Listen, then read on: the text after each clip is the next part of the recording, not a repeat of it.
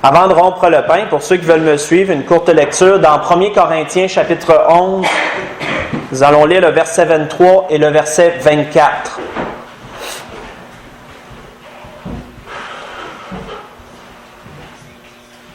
Dans le premier livre aux Corinthiens, chapitre 11, nous allons lire du verset 23 au verset 24. L'apôtre Paul nous relate une première portion de ce souper qu'il avait reçu par révélation de l'Esprit, par la révélation de notre Seigneur, lui n'étant pas présent physiquement à ce repas-là lorsqu'il a été instauré, lorsque notre Seigneur l'a fait avec ses disciples. Il nous dit « Car j'ai reçu du Seigneur ce que je vous ai enseigné. C'est que le Seigneur Jésus, dans la nuit où il fut livré, prit du pain, et après avoir rendu grâce, le rompit et dit « Ceci est mon corps qui est rompu pour vous.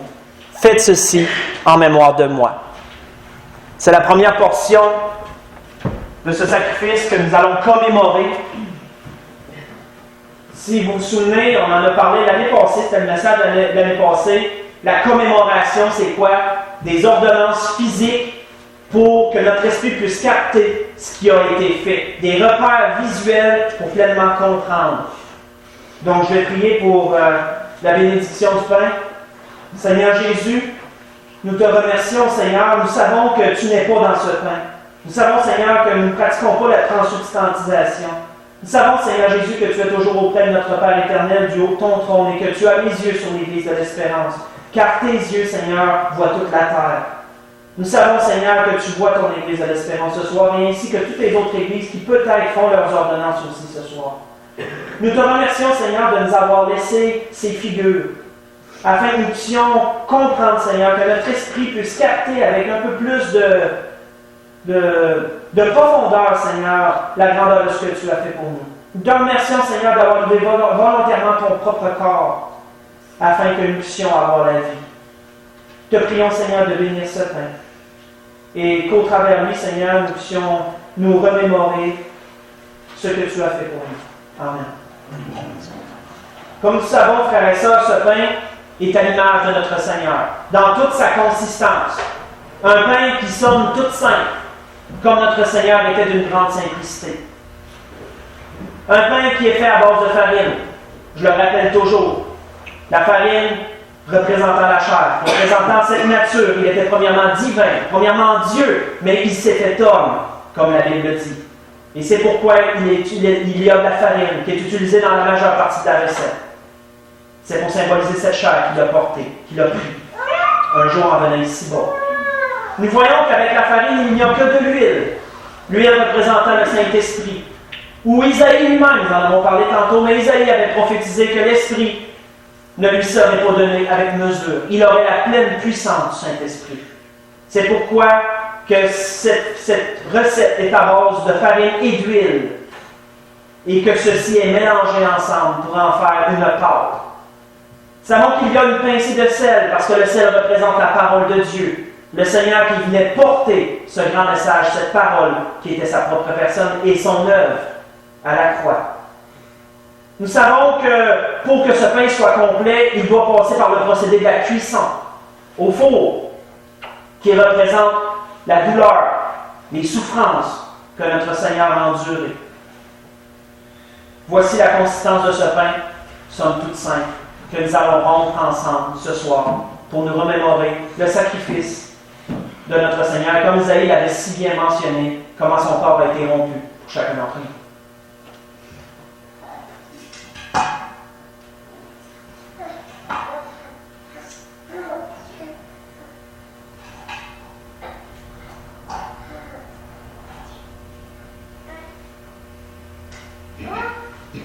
J'aurais à cœur de demander si notre frère Steve pourrait nous conduire en prière pendant que je comprends, s'il vous plaît.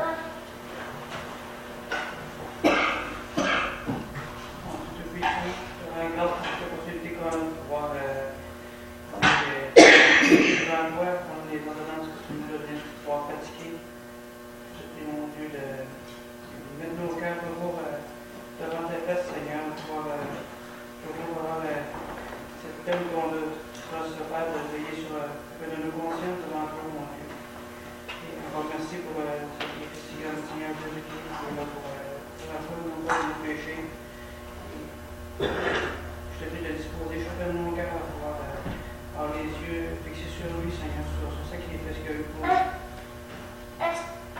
encore pour cette grâce qu'on demande, Seigneur. C'est que vous non plus du peuple de vous. Merci.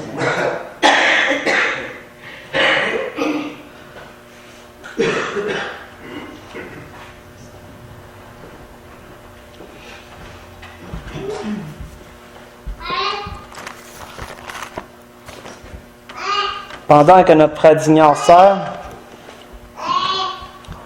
voici une courte lecture tirée de ce que notre Seigneur a fait.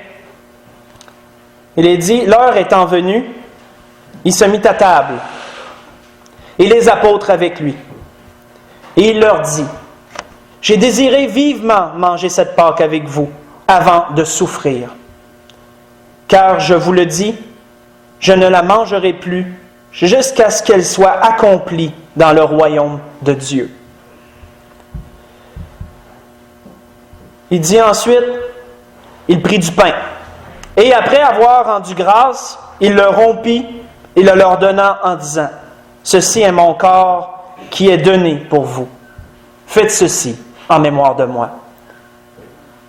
Notre Seigneur nous dit que cette Pâque sera accomplie, que cette Pâque, qu'il n'en mangerait plus jusqu'à ce que cette Pâque soit accomplie. Elle s'accomplira, frères et sœurs, lorsque la totalité des païens rentreront. Lorsque nous serons tous auprès du Seigneur, nous savons que cette Pâque, c'est la raison pour laquelle il est mort. Lorsque nous serons tous auprès de lui, cette Pâque sera pleinement accomplie. J'ai oublié de vous spécifier qu'il fallait s'attendre pour manger le pain. Je vois qu'il y en a certains qui l'ont mangé. C'est pas grave. Je ne veux pas vous leur cracher pour le manger.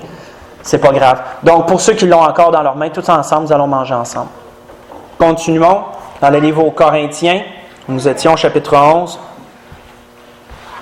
Nous voyons qu'il nous est dit au verset 25. De même, après avoir soupé, il prit la coupe et dit, cette coupe est la nouvelle alliance en mon sang. Faites ceci en mémoire de moi toutes les fois que vous en boirez.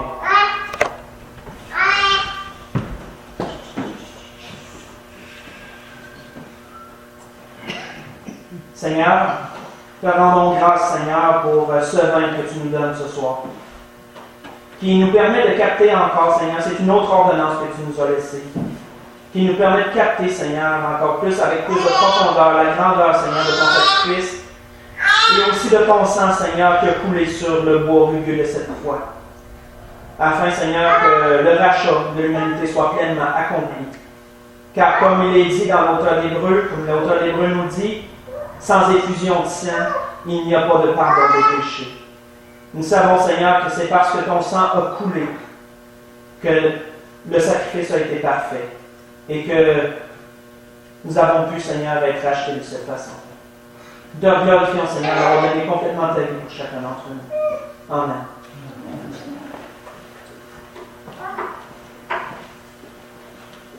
On va laisser verser.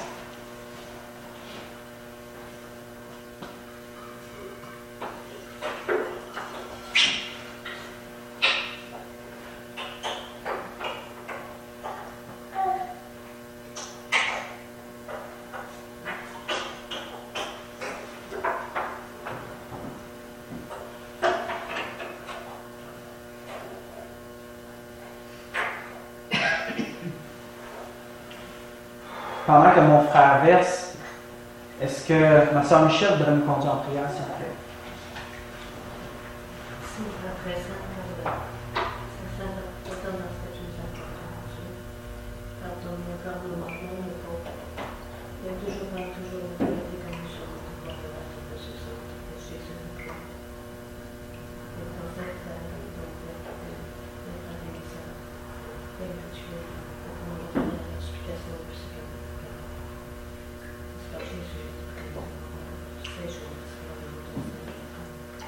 Amen.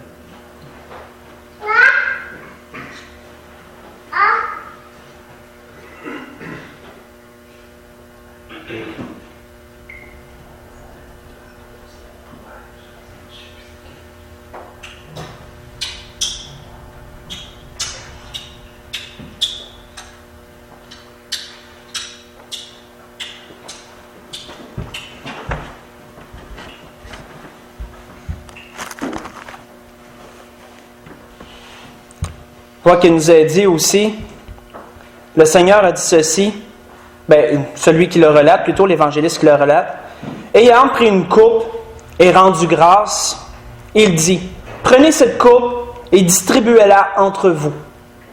Car je vous le dis, je ne boirai plus désormais du fruit de la vigne jusqu'à ce que le royaume de Dieu soit venu. Nous savons qu'un jour, nous aurons un grand repos avec notre Seigneur. En ce jour glorieux où les prophètes, où tous ceux de l'ancienne alliance qui ont été fidèles seront là, présents. Le Seigneur en a parlé. Et nous aussi, nous serons tous ensemble à une grande table, conviés au repas du Seigneur. Et c'est de ceci que le Seigneur nous parle, lorsqu'il nous dit qu'il ne boira plus du fruit de la vigne jusqu'à ce que le royaume de Dieu soit venu. C'est encore pour commémorer la grandeur du sacrifice qu'il a consenti pour chacun d'entre nous au travers de ce sang qui a été versé. Il a été dit, il prit de même la coupe après le souper et la leur donnant en disant, cette coupe est la nouvelle alliance en mon sang qui est répandue pour vous, disait le Seigneur.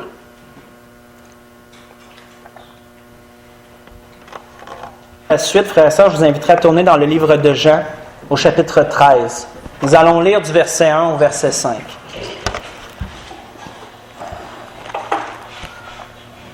Parce que comme nous le savons, ce repas ne s'est pas terminé là. Nous savons que le Seigneur a institué une nouvelle ordonnance qui n'était pas de coutume lors de l'ancienne alliance. Une ordonnance toute spéciale, basée sur une seule chose, l'amour. Et c'est Jean qui nous la relate. Nous savons que pour le repas du Seigneur, pour les deux choses que nous venons d'accomplir, les 3 des 4 évangélistes en parlent. Matthieu en parle, Marc en parle, Luc en parle. Mais aucun de ces 3-là ne relate ce qui a suivi. Jean est le seul à le faire. Jean a été surnommé l'apôtre de l'amour. Il avait une relation assez particulière avec le Seigneur, très intime. Nous savons qu'il nous a dit, selon la parole, que c'est lui qui souvent se blottissait contre le sein du Seigneur. Jean comprenait des choses que sans doute d'autres ne comprenaient pas. Vous savez, parmi les disciples, chacun avait le choix de vivre sa relation avec le Seigneur. Certains étaient plus proches, certains étaient plus distants, à peu près selon le caractère de chacun d'entre nous. Jean était quelqu'un qui était très proche du Seigneur. Et voici ce qu'il nous dit ici. Il nous relate ce qu'il avait compris de cette ordonnance qui suit. Avant la fête de Pâques, Jésus, sachant que son heure était venue de passer de ce monde au Père, et ayant aimé les siens qui étaient dans le monde, mit le comble à son amour pour eux. Pendant le souper, alors que le diable avait déjà mis dans le cœur de Judas Iscario, fils de Simon, le dessein de le livrer, Jésus, qui savait que le Père avait remis toutes choses entre ses mains, qu'il était venu de Dieu et qu'il s'en allait à Dieu, se leva de table, ôta ses vêtements, prit un linge dont il se ceignit. Ensuite, il versa de l'eau dans un bassin et se mit à laver les pieds de ses disciples et à les essuyer avec le linge dont il était saint. Nous allons arrêter là. Nous voyons, frères et sœurs, que l'apôtre Jean a mentionné un mot qui est revenu plusieurs fois dans le peu de choses que nous venons de lire, c'est le mot « amour ». L'apôtre Jean comprenait que la profondeur de cette ordonnance que le Seigneur ajoutait, particulièrement pour son Église, ordonnance qui n'était pas dans l'Ancienne Alliance, contrairement au pain sans levain, et contrairement au vin aussi, cette ordonnance-là n'était pas dans l'Ancienne Alliance. C'est quelque chose que le Seigneur a ajouté personnellement. C'est sa touche personnelle, nous pourrions dire. Une touche qui définissait certains points de notre Seigneur. L'amour complet et inconditionnel qu'il avait pour chacun de ses disciples. Pour chacun d'entre nous, par intérim. Parce que lorsque quelqu'un lave les pieds d'un autre, il démontre à l'autre ce même amour inconditionnel que le Seigneur démontrait à ses disciples à ce moment-là.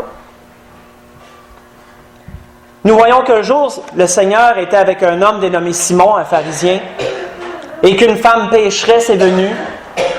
Il s'est mis à pleurer sur les pieds du Seigneur et à lui essuyer avec ses cheveux, à essuyer les pieds, les larmes qu'elle avait versées avec ses cheveux. Et que Simon, le pharisien, avait porté un jugement sur elle et il a dit, s'il était prophète, se disait cela dans son cœur, certainement que cet homme saurait de quelle sorte de femme qu'il touche. Et nous voyons que le Seigneur Jésus, après lui avoir relaté une parabole, lui a dit, et je le dis en mes propres mots, vois-tu Simon, cette femme, à cause de ce qu'elle a fait, elle a beaucoup aimé. Ce que cette femme avait fait avec la simplicité même, parce qu'elle n'avait point de linge et elle n'avait pas d'eau, elle l'a fait avec ses larmes et elle les a essuyées avec ses cheveux. Le Seigneur avait relevé que ça prenait un amour tout spécial pour faire cela. Cela relève premièrement l'amour inconditionnel que Jésus a pour chacun d'entre nous. Amour que nous devons avoir aussi les uns pour les autres, pour nos frères et nos sœurs. Il ne serait pas possible de laver les pieds d'un frère ayant de la haine contre ce frère. Cela ne se ferait pas. Ça ne doit pas se faire. Lorsque nous lavons les pieds de notre frère, nous savons qu'au travers nous, le Seigneur continue à perpétrer cela, ce qu'il a instauré à ce moment-là. Il continue à le faire au travers nous. Mais nous démontrons aussi ce même amour inconditionnel, cette compréhension que l'apôtre Jean avait eue de cela. Nous voyons aussi que ça a été une grande démonstration d'humilité. Vous pourrez voir ça dans Luc chapitre 22, verset 24 au verset 30. Lorsque les disciples avaient commencé pendant le souper à faire une chose qui ne devait pas se faire, à se chamailler pour savoir qui était le plus grand. Certainement que le Seigneur a utilisé cette ordonnance pour ramener ses disciples à l'ordre et leur démontrer qu'il n'y en avait pas un plus grand que l'autre. Tous étaient égaux. Nous le voyons ici aussi au verset 13 et au verset 14, où Jésus dit, « Vous m'appelez Maître et Seigneur, et vous dites bien car je le suis. Si donc je vous ai lavé les pieds, moi le Maître et le Seigneur, vous devez aussi vous laver les pieds les uns aux autres. » Encore là, au travers de nos frères et de nos sœurs, le Seigneur continue à nous démontrer que même s'il est le Maître, il s'est humilié. Et il continue à le faire au travers de nos frères et de nos sœurs, lorsque ceux-ci nous lavent les pieds. Et nous aussi, nous démontrons notre humilité à nos frères et à nos sœurs. Nous démontrons que nous ne sommes pas plus élevés qu'eux. Les pieds sont la partie la plus basse du corps. C'est ceux qui vont directement avec le sol. Lorsqu'on lave les pieds de quelqu'un, on doit s'abaisser pour le faire. Si on laverait les mains de quelqu'un, on peut rester à son niveau. Lorsqu'on lave les pieds, on s'abaisse. Ça démontre une grande humilité. C'est une démonstration de servitude. Voyons ça dans Marc chapitre 10, pas besoin d'y tourner, verset 45. Vous pouvez voir ça là. Où le Seigneur leur disait qu'ils doivent être serviteurs les uns des autres. Démontrons comment nous sommes au service les uns des autres lorsque nous faisons cela. Et dernièrement, on en a parlé la semaine passée, ça démontre un engagement à vouloir continuer à marcher pour le Seigneur dans ce temps à venir. Nous voyons que le Seigneur a dit ici, au verset 10 et 11, Jésus lui dit, après que Pierre ait argumenté un peu sur la raison de cela, « Celui qui est lavé n'a besoin que de se laver les pieds pour être entièrement pur. Et vous êtes purs, mais non pas tous. » Car il connaissait celui qui allait le livrer. C'est pourquoi il dit, « Vous n'êtes pas tous purs. » Le Seigneur leur a dit qu'ils étaient tous purs. Pourquoi? Parce qu'il savait que chacun de ceux-ci était prêt à aller jusqu'à la mort pour lui. Le Seigneur voyait loin, vous savez. Il savait que Jacques allait mourir pour le Seigneur. Il savait que Pierre allait mourir, que Jean allait mourir et que tous les autres allaient mourir, mais sauf un seul, Judas. Le Seigneur savait qu'il n'était pas pur, lui. Lui n'aurait pas ce désir de mourir pour le Seigneur. Le Seigneur savait qu'il avait le dessein de le livrer. C'est pourquoi il a dit, vous êtes purs, mais non pas tous. Lorsque nous faisons laver les pieds, lorsque nous lavons les pieds d'un frère ou d'une sœur, et lorsque nous nous faisons laver les pieds, cela démontre aussi la pureté de notre cœur et notre désir de continuer dans les traces de notre Seigneur, dans ce chemin qu'il a tracé. Ça prend de l'amour, vous savez, pour laver les pieds de quelqu'un. Quelqu'un ne pourrait pas faire cela sans amour. Ça prend de l'humilité. Si quelqu'un est trop orgueilleux, quelqu'un ne le fera pas. La personne ne le fera pas. Ça prend de l'humilité. Ça prend un esprit de servitude. On aime bien se faire servir, mais c'est plus difficile de servir. Et pourtant, l'apôtre Paul avait dit, lorsqu'il a réuni l'église d'Éphèse, je crois, qu'il avait appris du Seigneur qu'il valait mieux donner que de recevoir. On voit que le Seigneur avait dit, toujours dans Jean 13, nous allons terminer sur cela avant de procéder, au verset 34, « Je vous donne un commandement nouveau. Aimez-vous les uns les autres comme je vous ai aimés. Vous aussi, aimez-vous les uns les autres. » Au verset 35, il dit, « À ceci, tous connaîtront que vous êtes mes disciples, si vous avez de l'amour les uns pour les autres. » Comme je le relève à toutes les années, ceci est ambigu. Pas ambigu, je veux dire, mais particulier. Parce que le Seigneur dit, je vous donne un commandement nouveau. Et le commandement de s'aimer relate de la loi. Vous pouvez le trouver dans le Lévitique. Le devoir d'aimer les uns et les autres. Mais il dit, je vous donne pourtant un commandement nouveau. Aimez-vous les uns les autres comme je vous ai aimé. Ceci démontre, frères et sœurs, comment nous devons perpétuer cette ordonnance, que pourtant, malheureusement, plusieurs négligent. Nous démontrons non seulement l'amour, mais nous démontrons l'amour comme le Seigneur nous l'a enseigné, d'aimer les autres. Et ça, c'est particulier, c'est le commandement nouveau. Aimez-vous comme je vous ai aimé. Vous savez, c'est très pesant, frères et sœurs, ce que le Seigneur a établi ici. Et nous devons nous appliquer à continuer à le mettre en pratique, et c'est ce que nous faisons encore ce soir. Lorsque nous pratiquons le lavement des pieds, nous ne choisissons pas avec qui nous allons le faire. Nous allons simplement nous asseoir, la personne qui vient devant nous, c'est elle. C'est avec elle que nous le pratiquons.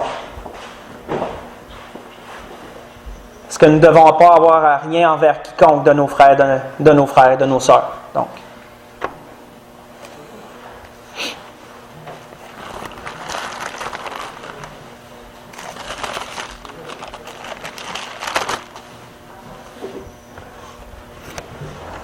Voyons qu'il est dit, après avoir ainsi parlé, Jésus leva les yeux au ciel et dit, « Père, l'heure est venue. Glorifie ton Fils, afin que ton Fils te glorifie. Selon que tu lui as donné le pouvoir sur toute chair, afin qu'il accorde la vie éternelle à tous ceux que tu lui as donnés. Or, la vie éternelle, c'est qu'ils te connaissent, toi le seul vrai Dieu, et celui que tu as envoyé, Jésus-Christ. Je t'ai glorifié sur la terre, j'ai achevé l'œuvre que tu m'as donnée à faire. Et maintenant, toi, Père, glorifie-moi auprès de toi-même de la gloire que j'avais auprès de toi avant que le monde soit. J'ai fait connaître ton nom aux hommes que tu m'as donnés du milieu du monde. Ils étaient à toi et tu me les as donnés. Et ils ont gardé ta parole. Maintenant, ils ont connu que tout ce que tu m'as donné vient de toi, car je leur ai donné les paroles que tu m'as données. Et ils les ont reçues, et ils ont vraiment connu que je suis sorti de toi, et ils ont cru que tu m'as envoyé.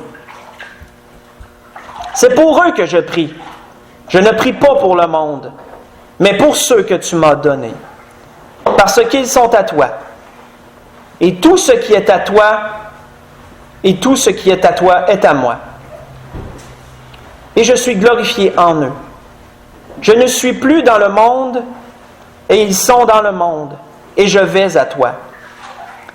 Père Saint, garde en ton nom ceux que tu m'as donnés, afin qu'ils soient un comme nous.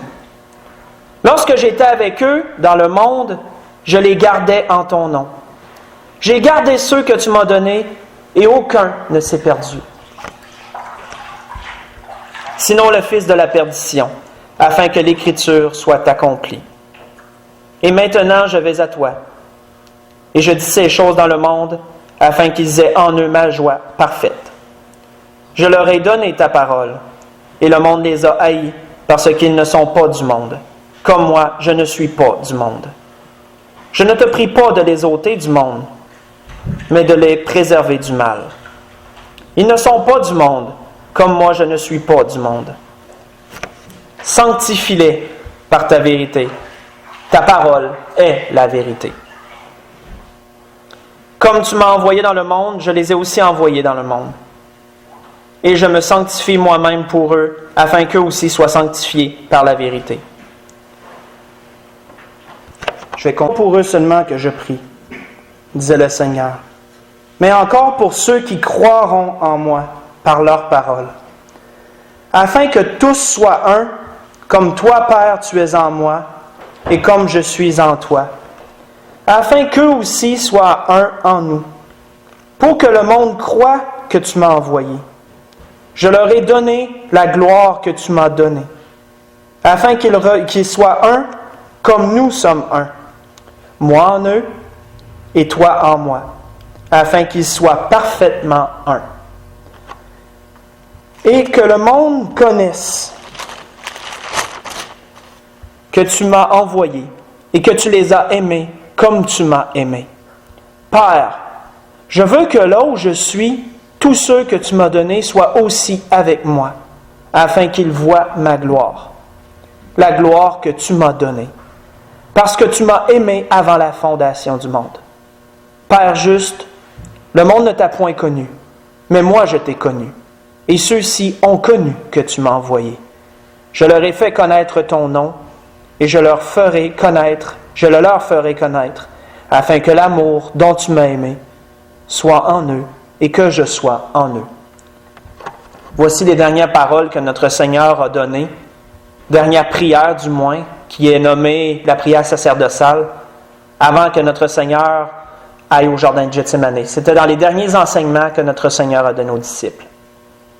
Les grandes voix, vous savez, de la façon que les évangélistes ont répertorié ces moments qui nous sont très chers, que nous nous remémorons constamment, non seulement dans le temps de la Pâque, mais à toutes les fois où nous nous assemblons ensemble dans ce lieu qui est consacré au Seigneur.